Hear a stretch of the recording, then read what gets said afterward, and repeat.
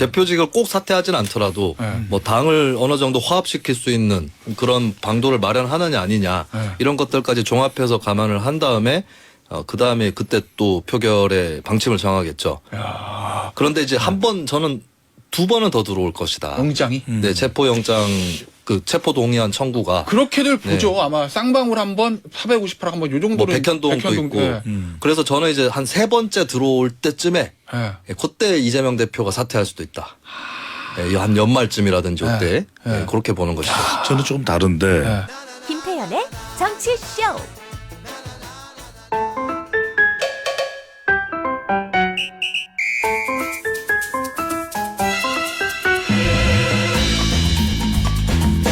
자, 여론조사를 만나보는 민심의 선택 배수진 시간이 돌아왔습니다. 두 번 모셨어요. 배 안녕하십니까. 자고면하지 않는 배추도사 배종찬입니다. 그리고 수. 좌충우돌 시사평론가 김수민입니다.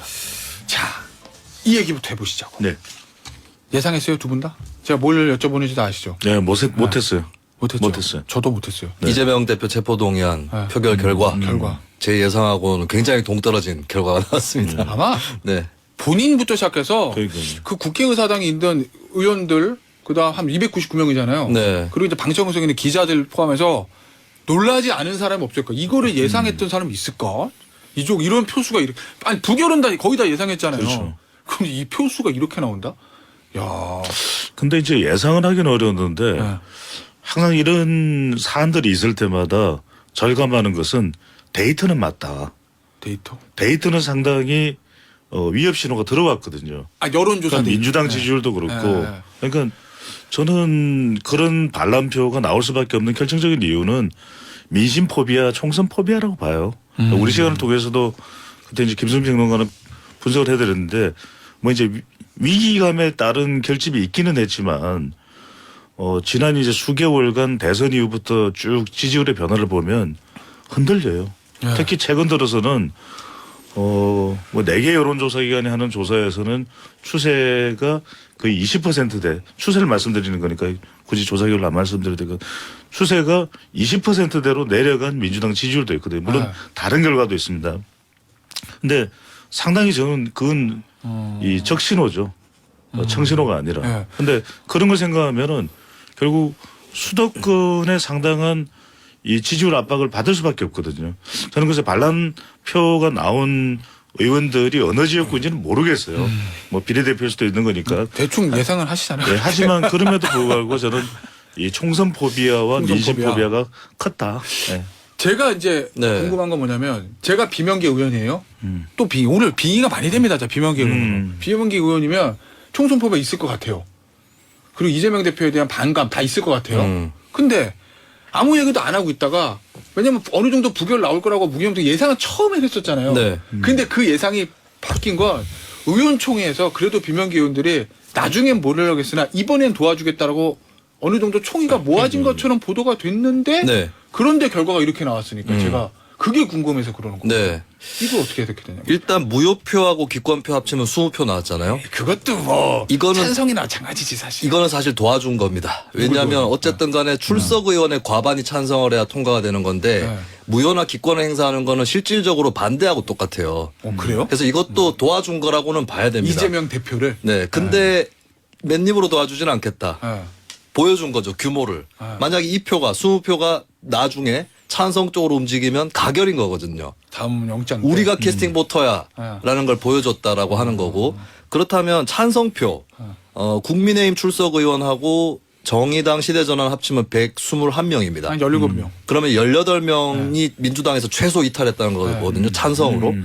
근데 사실 이분들도 내가 찬성 누르면은 찬성 투표를 하면 가결될 거야라고 기대를 안 했을 거예요. 조직적으로 네. 의도적으로 계획적으로 기획된 건 아니다. 아니 조직적으로 계획됐을 수는 있다고 봅니다. 네. 근데 이렇게까지 부결이 유력하다는 전망을 뚫고 찬성 투표를 한 것은 네. 이분들의 이제 정치적 고려 이상으로 어쩌면 유죄 심증을 갖고 있는 게 아닌가. 예, 그 정도가 아니면 찬성으로까지 네. 승산이 없다고 생각하는 가운데서 옮길 수 있을까? 이 부분이 이제 좀 이재명 대표에게 치명상이 아닌가 싶습니다. 그 이제 민심 포비아로 보면은 그런 유죄 인식 그것도 있을 수는 있는데 저는 가만히 생각해 보면 무효나 기권이 나왔던 가장 큰 이유 중에 하나는 저는 이 상태로대로 간다면 이재명 대표 체제대로 간다면 일단은 공천을 받기가 힘들어 보이는 의원들은 저는 찬성표나 이 체포동의안 찬성이나 어쨌든 묵시적으로 기권이나 무효표를 던졌을 것 같아요. 왜냐하면 이대로 가면은 공천을 못 받는데 이건 아니야. 난 살아야겠어. 예. 이게 제일 중요할 수밖에 없거든요. 저는 그런 숫자를 이야기할 때 대체로 한 30명 이야기해 왔었어요. 자, 그러니까 그러면 이제 그 숫자 정도가 아니었나 싶은 거죠. 예. 앞으로 이재명 대표는 어떤 행보를 보일 거로 보세요? 앞서 제가 대변인이신 박성준 의원 인터뷰할 때 네. 박성준 의원은 어떤 말씀하셨냐면 이거는 요거는 의도되고 계획된 게 맞는 것 같다. 그리고 앞으로 추가 구속영장 청구 이런 부분에 대해서 뭐 그런 표현을 안 쓰는데 표 계산은 된다는 취지. 그러니까 누가 어느 정도가 찬성하고 어느 정도가 반대하고 어느 정도 무효 기권 나오고 요걸 가지고 이제 가늠을 할 수 있다. 이런 식의 얘기를 했거든요. 네. 그러면 앞으로 이재명 대표는 어떤 선택지가 있어요? 왜냐하면 검찰 무조건 기소할 겁니다. 이거 불쑥 기소하겠죠. 그리고 또 있죠? 쌍방울, 대북송금 의혹, 그다음에 458억 의혹. 공직선거법 위반. 네, 이런 거 가지고 계속 검찰에 영장을 칠 수도 있잖아요. 네. 그럼 이제 앞으로 이재명 대표는 어떤 정치적 승부수를 던져야 되냐는 거죠. 일단 그 당내에서 강경 드라이브, 그러니까 비명계를 향한 강경 드라이브는 못할 거라고 봐요. 이번 표결 결과를 봤을 때 네. 또 잘못 보였다가는 저기서 10표만 넘어오면 다음에는 가결돼 버릴 수도 있다라고 판단할 거기 때문에 물론 개딸이라든지 지지층에서는 색출하겠다, 수박들 다 솎아내겠다 이렇게 나오고는 있지만 이재명 대표가 직접적으로 그렇게는 못할 것이다.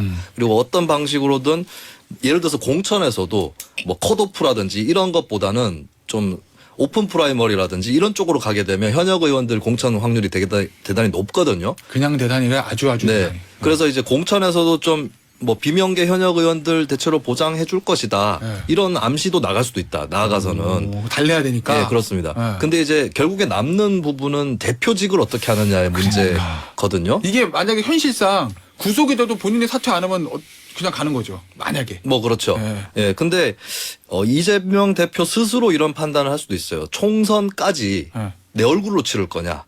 이게 불리할 수도 있다. 그럼 본인한테도 좋지 않을 수 있다. 이렇게 판단이 되면 전 대표직 사퇴 가능성은 열려 있다고 봅니다. 네. 근데 다만 그 시기가 이를 수 있느냐.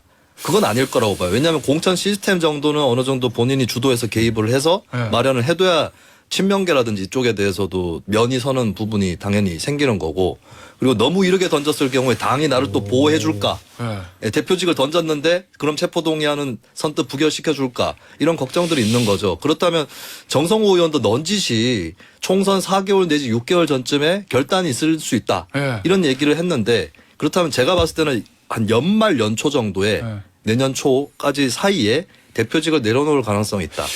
야, 갑자기 다만 근데 그때까지 민주당의 비명계 의원들이 참을 수 있을 거냐. 그때까지 참을 수 있을 네, 거냐. 이게 관건이겠죠. 그게 관건. 저는 네. 갑자기 이 얘기 들으니까 뭐 생각나는지 아세요? 2016년 총선 때 맞습니다. 2015년 말에 새정치민주화하면 난리도 안 하셨잖아요. 그렇죠. 안철수 당시 의원은 네. 나가서 국민의당 차리고 그때 당시 문재인 대표가 당의 대주주인 문재인 대표가 물러나면서 김종인 비대위원장 모셔와서 네. 총선 이기고 짜잔하고 이제 승장으로 마지막에 나트로 대선 간 거잖아요. 그냥 바로. 그렇죠. 그 루트를 따르려고 저는 할 것이다. 이재명 대표가 그걸 충분히 참고할 수 있다. 아, 그렇게. 네. 저는 조금 다른 생각인 것이 그 당시에는 문재인 당시에 대표가 어떤 사법적인 이 수사나 또는 구속에 직면해 있지 않았거든요. 아무것도 없었죠. 친문 비문의 갈등만 있었을 그러니까요. 뿐. 근데 저는 이 사안은 만약에 지금 강경 대응을 조금 더 내려놓는다. 그러면 이재명 대표는 걷잡을 수 없을 거예요. 사실 그 방탄이라는 게 방탄이 틈새가 없을 때 방탄인 거지 틈이 보이기 시작하면 더 이상 방탄이 아니라 허탄이거든요. 그렇죠. 그러니까 이제 그렇게 되면은 사실상 이재명 대표 구조가 무너지는데 지금 더불어민주당의 상당 부분의 어떤 지지층을 견인하고 있는 건 또 이재명 대표거든요.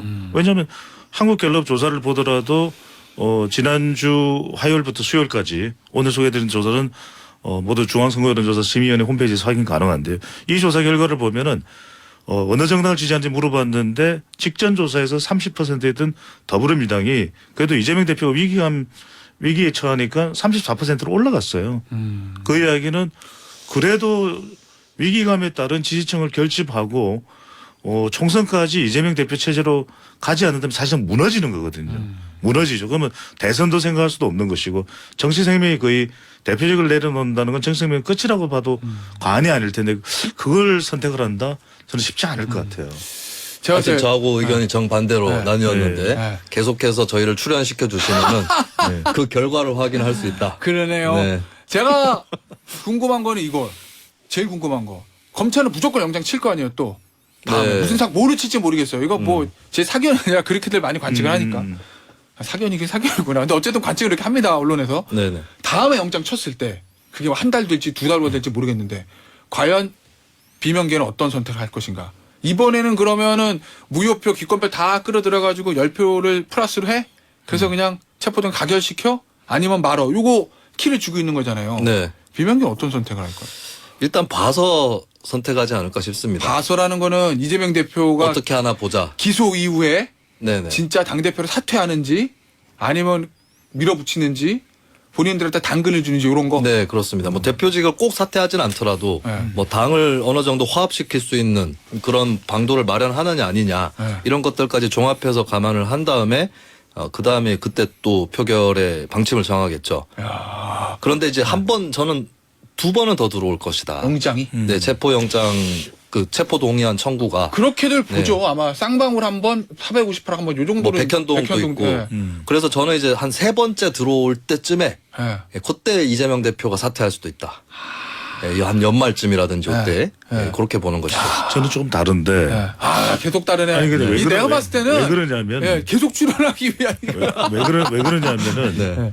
이번에 이 가결의 체포동의안에 찬성을 하거나 또는 기권 무효를 한 사람들이 이 정도일 줄 알았을까? 과연 비명계 의원들도. 저는 그렇지 않다고 봐요. 본인들도 왜냐하면은 헉 이거라는 건가요? 왜냐하면은 기권이나 그래도 무효가 많았다는 거는 아이고 뭐 내키지 않으니까 아. 그러면 죄송합니다. 기권을 했는데 뭐 나 하나 정도 한두 개 정도겠지. 그리고 이제 찬성이나 반대가 아니고 기권 무효이기 때문에 표가 좀 덜 나잖아요.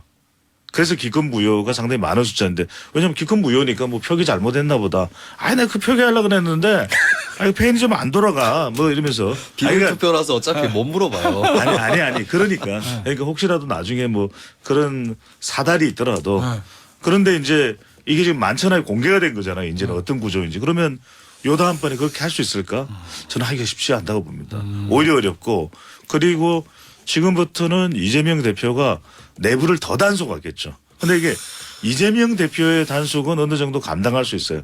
근데 이른바 이재명 대표의 팬덤인 개탄이나 양아들이 두 눈 부릅뜨고 약간 용의선상에 올라 있는 사람들한테는 집중 마크맨이 될 거거든요. 아니, 누군지 마크 모르지만 우먼이 되거나. 대충 저희도 뭐 예상은. 아니 그러니까. 그러면은 상당히 행동하기가 곤란해져요. 저는 그래서 오히려 더 이탈표가 향후에는 적어질 가능성이 높다. 그런데 여기서 핵심적인 것은 제가 항상 강조하는 게 민결 중탈이에요. 아, 오늘 뭐 만드셨어. 또 뭐 나 나왔어? 오늘 하나밖에 안 했잖아요. 뭐요? 민결은 뭐냐면 민주당 지지층들은 결집하는데 자꾸 이러면 이제 구속영장 들어오면 또 체포동의안 통과 안 되고 안 되고 하잖아요. 그럼 중도층이 이탈해. 이러면 총선에 대한 위협, 총선에 대한 어려움 이건 더 커지게 되는 거죠. 알겠습니다. 자, 요 얘기는 여기서 마무리하고 저 전당대회 얘기. 일단 당장 닥친 게 전당대니까. 예. 국민의힘. 국민의힘 네. 전당대회. 이거 뭐예요? 저 최근 여론조사 하나 분석을 해보죠. 최신 여론조사. 조원 CNI가 CBS 노크 뉴스 의뢰로 국민의힘 지지층 대상으로 실시를 한 조사입니다. 날짜도 이 조사가 언젠가요? 네. 좀 확인하겠습니다. 이 조사 결과를 보면 김기현 49.3. 야, 이거 그러면 잘 보셔야 되는 게 0.7 남았네요. 50%에 육박한다는 거예요. 그다음에 안철수 24.1. 야, 더블 스코어인데? 그다음에 천하람 12. 야. 황교안 10.7이거든요. 근데 1, 2위도 더블이고 2, 3위도 더블이야 이거. 근데 이 조사 결과를 보면은 오히려 최근 들어서 더 김기현 쪽으로 쏠림 현상이 나타났다. 아, 그런 것 같아요. 또 하나는 안철수 후보의 경우에 거의 확장이 안 되고 있다. 그다음에 천하람도 이 조사만 놓고 보는 겁니다. 이 조사만 놓고 보면 천하람도 이준석 바람을 얻고 있지만 한계가 있다. 일정 선까지만 올라온다. 이걸 이제 확인할 수 있는데 만약에 우리가 이 조사에서 또 무응답이 있거든요. 무응답을 빼면은 무응답을 빼고 이제 100%로 환산해서 계산을 하면 김기현이 50이 넘어요. 넘을 수 있어요. 그래서 지금 결선 투표 갈 가능성이 상당히 일주일 전까지만 해도 높다고 봤는데 이 조사 결과만 놓고 이제 우리가 유추해 본다면 결선 투표 안 갈 가능성이 점차 커지고 있는 거예요. 근데 사실 뭐 이런 말 하잖아요. 선거판에 네거티브에 장사 없다고. 네. 계속 네거티브를 막 공세를 펴면 그게 진실인지 거짓인지 상관없이 지지율은 어느 정도 좀 빠지고 막 이러잖아요. 네. 근데 이 논조만 놓고 보겠습니다. 지금 KTX 저 울산 땅 의혹, KTX 울산 KTX 땅인가? 어쨌든 그걸 가지고 계속 황교안 후보, 네. 안철수 후보 쪽에서 공세를 피고 민주당까지 참전했는데 네네. 이 여론조사 따르면 김기현 후보가 여론조사 지지가 안 빠지고 네. 더 잘 나간다. 이거 어떻게 해석해야 돼? 옛말에 이런 말이 있었어요. 뭐요? 마 이거 다 거짓말인 거 아시죠? 네. 네, 이명박 전 대통령이 네거티브 당할 때 했던 얘기잖아요. 네. 일단 지지층한테는 이런 말이 먹힙니다. 당장에 이걸 가지고 움직이진 않거든요. 아, 이게 이제 전당대회니까 또 그런가 보다. 네, 그리고 역대 선거에서 선거가 임박한 상황에서의 네거티브가 먹힌 적이 별로 없습니다. 예를 들면 이제 이재명 민주당 대표 같은 경우는 지난 대선 때 대장동 의혹에 타격을 받긴 받았어요. 근데 그때는 대선이 한 5개월 정도 남아있을 때였거든요. 경선 때부터 나온 얘기니까. 근데 이명박 전 대통령 제가 방금도 말씀드렸지만 대선 막판에 뭐 그때 BBK 특검 한다 만다 이런 것들이 영향을 못 끼쳤지 않습니까? 그런 것처럼 특히나 국민의힘 지지층으로 국한을 해봤을 때는 일단은 좀 안 믿거나 보류를 해두는 것이 지지층의 특징이기 때문에 그 점이 이제 국민의힘 지지층 상대 여론조사에서 드러났다. 네거티브가 아직은 영향이 없다 이렇게 봐야 되겠죠. 자, 근데 이 조사에서 좀 우리가 눈여겨봐야 될 게 뭐냐면은 윤석열 대통령 적극 지지층이에요. 그러니까 오히려 국민의힘 지지층보다는 그걸 뭐라고 한 게 하셨어요? 윤석열 대통령 적극 지지층이 당원 성향에 더 유사하다고 봐야 되겠죠. 근데 그 조사 결과를 보면 김기현 56.8, 더 벌어졌네. 안철수 21.4. 네. 그러니까 이게 윤 대통령 지지층에서는 더 김기현 쪽으로 쏠림 현상이 나타나고 있거든요. 이게 최근 들어서 더 커지고 있는데 저는 이 이유 중에 하나도 이재명 변수가 영향이 있는 거예요. 왜? 이재명 변수가 불거지니까 또 윤석열 대통령 쪽으로 또 초점이 맞춰지는 그 현상에 또 영향이라도 봐야 되겠죠. 알겠습니다. 자, 요 얘기는 여기서 좀 정리를 해야 될 것 같고 요 얘기 좀 해보겠습니다. 최근에 가장 또 핫 이슈 중에 하나가 인사검증. 김수민 네. 수민킴. 이 정순신 변호사 요 사태 요거는 어떻게 우리가 판단해야 될까요? 왜냐하면 왜 이렇게 간단한 문제를 네. 거르지 못했을까라는 의구심은 계속 남잖아요. 왜냐하면 네. 본인이 이거 인사검증 사정 설문지에 아들과 자식에 대해서 소송 문제 요거 체크하는 것 없습니다. 이렇게 했다 하더라도 이게 그냥 K본부의 보도까지 된 문제라서. 예, 그래서. 이게 핵심이 정순신 변호사가 검사 출신이다라는 게 핵심입니다. 만약에 경찰 출신이었다. 이런 인사가 그러면은 윤희근 청장이 1차적으로 추천을 했는데 내부에서 제대로 못 걸렀나 보지 뭐. 예. 이렇게 되고 경찰 쪽의 일을 검사 출신의 윤 대통령이나 한동훈 장관이 얼마나 알겠어. 네. 이렇게 될 수가 있는 거거든요. 뭐 굳이 뭐 봐주려고 했겠어 이런 네, 거. 근데 예. 하필 검사 출신인데다가 서울중앙지검의 인권감독관으로 근무를 했고 같은 시기에 윤석열 대통령 한동훈 장관하고 같은 지검에서 근무를 했다는 거죠. 이 부분에서 결정적으로 이제 대통령과 법무부 장관 쪽으로 책임론이 갈 수밖에 없다. 예, 그리고 사실 뭐 이걸 떠나서 검사 출신을 임명한다는 것 자체도 큰 논란이었었잖아요. 이런 것들이 이제 중첩이 되면서 네. 이게 좀 무게가 큰 사건이 된 거죠. 예. 그래서 그냥 못 걸러냈다라고 하는 수준이 아니라 애초에 이제 검사 출신은 안 쳤다라고 하는 거기서부터 시작하는 여기서 거다? 이 비중이 상당히 큰 거예요. 이 사건에서. 아니 항상 인사 참상을 할 때 두 개잖아요. 네네. 저 배부장 사실관계를 파악을 못했거나 아예 네. 파악을 했음에도 불구하고 마지막 이 사람은 이런 문제가 있는데 임명할까 말까 하는 최종적인 이 정무적 판단에서 잘못됐거나 두 개 중에 하나잖아요. 어느 파악을 거로 보세요? 못했다는 걸 믿기가 어려워요. 왜냐하면 파악을 못했다면 이건 더 큰 참사거든요. 아, 이걸 아예 모르고 있었어요. 아니 이 검증 기능 자체가 작동하지 않았다. 그러면은 당사자가 표기 안 하는 그런 상황을 어떻게 임사 검증을 하죠? 그건 말이 안 되는 거죠. 일단 저 법무부하고 저 대통령실하고 경찰 쪽 얘기는 파악하지 못했답니다. 일단은. 그러면 대호 반성해야죠. 석고대죄하고. 왜냐하면 그걸 검증하지 못했다라는 것은 국민들은 인사 검증에 더 불안해질 수밖에 없는 이건 세 가지 차원으로 봐야 돼요. 정순신 관련 건은 첫 번째로는 뭐냐면은 시간이 많아서 짧게 말씀드리면 이제 누구를 발탁하느냐의 문제인데 이른바 윤석열 대통령과 가까운 윤석열 라인 또 검사 출신 또 서울대 법대 이게 계속 편중된다라는 그게 있고 또 하나는 뭐냐면 학교 폭력을 이야기하고 있거든요. 그러니까 학교 폭력이 심각한데 이런 학교 폭력과 관련된 부분에 대해서 뒤늦게 이제 뭐 건절 이야기가 나옵니다. 근데 이걸 인사 문제를 가지고서 연결해서 학폭 이야기를 할 건 아니고 건폭보다도 사실은 더 심각한 게 학폭이죠. 그렇죠. 세 번째는 뭐냐면 이 인사검증의 가장 큰 구멍은 본인 스스로가 그 부분이 있었다 그래요. 인사검증 체크 안 했잖아. 자가 점검 부분에 셀프 체크하는 부분에 뭐 학교 폭력과 관련된 뭐 자녀 가족이나 있느냐 자기와 포함해서 그럼 표기 안 한 거예요. 근데 이건 저는 진짜 도덕적 해이죠. 적어도 자기가 봤을 때 누가 인사권자가 이걸 맡으시오 하더라도 그걸 내가 자격이 안 되고 감당 안 되는 상황이라면 하지 말아야죠. 김 대표는 어떻게 네. 봐요? 이거 사실관계 이 팩트 파인딩하는 문제예요. 마지막에 최종 결정할 때 정무적 판단에 오류가 있었던 거로 봐요. 중간에 이제 팩트를 찾지 못했던 부분은 사실 이 시스템에서는 일어날 수도 있는 부분이었다고 보고. 이 시스템 자체는. 예, 근데 이제 결정적으로 전체 기조가 네. 예, 검사 코드 인사라고 하는 것이 맞물려 있었다라고 하는 게 이게 더 결정적이다 저는 그렇게 봅니다. 이거 대통령 지지율에 악영향입니까? 조사된 거 있나요 지금? 저는 이제 그 이후에 이제 뭐 조사된 것도 조금 부분적으로는 있는데 크게 영향은 못 미쳤어요. 왜냐하면 길어졌다면 이게 영향을 미쳤어요. 근데 빨리 조치를 했죠. 네. 그러니까 이게 그래서 저는 더 빨리 조치할 수밖에 없었다. 왜? 맘카페에 올라온 내용이 바글바글했거든요. 그래서 저는 빨리 조치했다. 그것으로도 좀 대통령 지지율에 타격을 주는 것은 조금 차단됐다. 아니 그런 얘기는 하더라고. 유일하게 잘한 거는 빨리 조치한 거다 이건데 예전에 누구지? 정호영 복지부 장관 딱 지금 생각날 때 보면 굉장히 오래 끌었잖아요. 문제가 제기된. 이걸 이렇게 빨리 손절한 이유는 뭘까요? 일단 학폭이라고 하는 것이 있고 이제 대통령이 건폭 얘기를 했었잖아요. 건폭 학폭.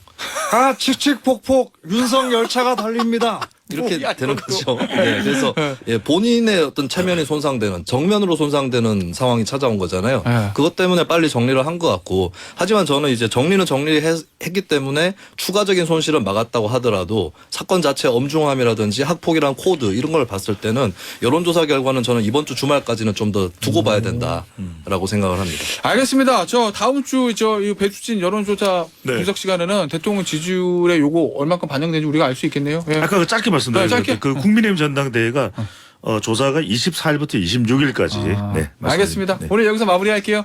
배 소장 수민킴이었습니다. 감사합니다. 고맙습니다. 감사합니다.